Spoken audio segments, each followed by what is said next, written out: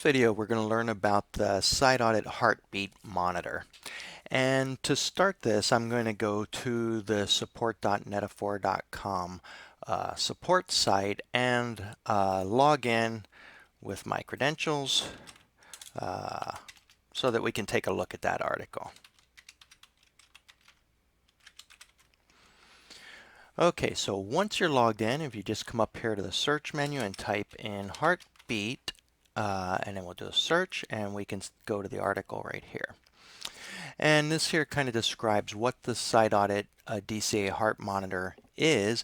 Essentially, it's an email that can be sent to various recipients periodically that informs them essentially that the DCA is continuing to monitor at the customer site. This is important for a couple reasons. Sometimes, the DCA may have been turned off at the customer site and you don't know about it until the time when you go to do billing or something, and then you realize that maybe data hasn't been collected. So by receiving email periodically from your customer, it lets you know that we're still monitoring there. Okay.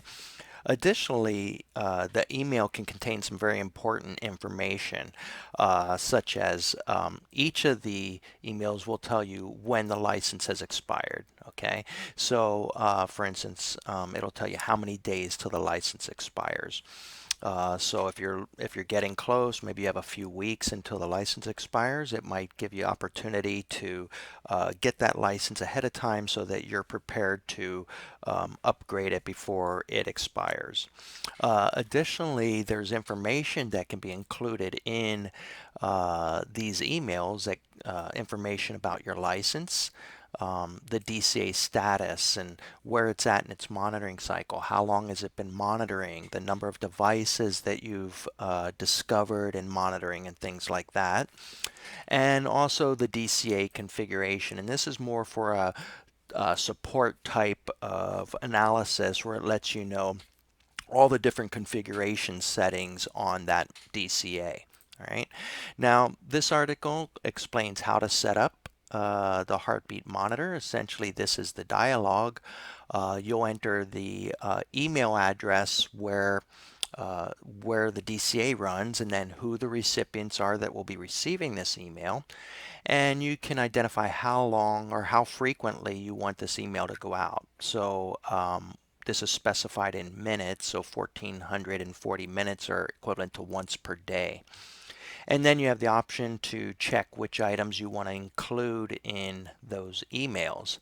All right, and just some more information here. All right, so we're going to go out to Site Audit and actually set this up, and I'll explain a little bit more, but this article is here to help you in case you need any assistance in configuring your heartbeat monitor. Okay, so this is the Site Audit Viewer, and to get to the Heartbeat Monitor, we go to our Diagnostics menu and DCA Heartbeat Configuration. All right, now by default, there's a sender's email address here. I suggest adding the customer name or the client name or something that will help you identify when you receive the email who it's from. So in this case, I'm just going to say customer X, and I'll have the display name the same thing, and I'm going to add some recipients in here. And so for right now, I'm just going to include support@netaphor.com. All right, and you can add as many as you want. It can be an email group or something like that. And the subject line, I'm going to say DCA Heartbeat from customer X. All right, and I'm going to say, just for this demo, I'm going to say just let's do it once per hour. But once a day might be completely sufficient for you. All right, and I'm going to include all of the data so that we can take a look at those once it comes in. All right, so that's it. The heartbeat has been configured. We're going to send an email every 60 minutes to support@netaphor.com. Now, one thing that we have to make sure is that the mail server is configured. Since this is an email that's going out, that has to be configured. So let's go up to our setup, mail server configuration. Oh, we see it hasn't been configured. Let's just do that now.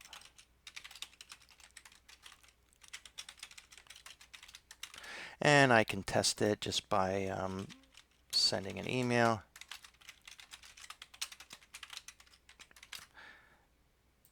Okay, so I know my mail server's good, so we're set.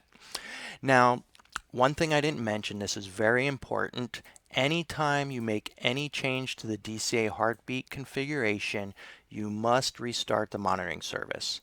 Now, if you're running in site audit version 6.6 or older, it doesn't tell you that. So you're going to have to know that if you make a change here and you want it to take effect, you have to restart the monitoring service. Okay, so let's go ahead and do that.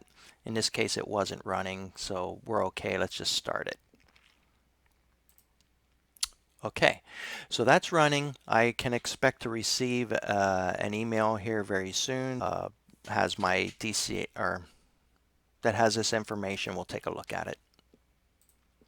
Okay, the email has come in. I've opened it here. We can see it's coming from customer X, and it's going to DCA Heartbeat. That's a subject line for customer X, and it says that my license will expire in 216 days. So I got quite a while to wait. So let's take a look at the information that's attached in these documents. So we'll start with the DCA configuration.